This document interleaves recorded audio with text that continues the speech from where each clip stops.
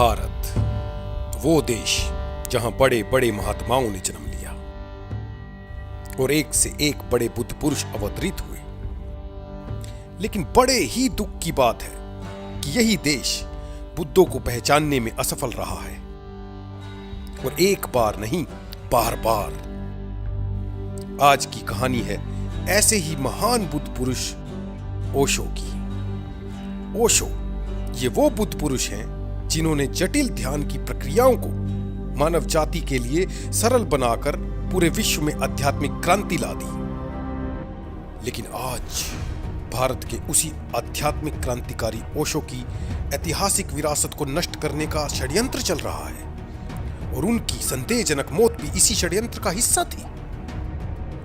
कुछ साल पहले भारत के एक वरिष्ठ पत्रकार ने इस सच को उजागर करने के लिए एक किताब लिखी जिसका नाम है हु किल्ड ओशो।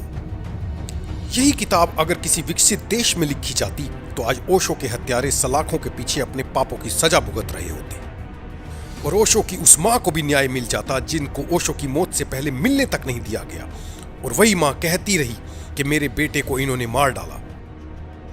और इसके बाद इस षड्यंत्र की अगली कड़ी थी ओशो को प्यार करने वाले सच्चे सन्यासियों को बैन करना।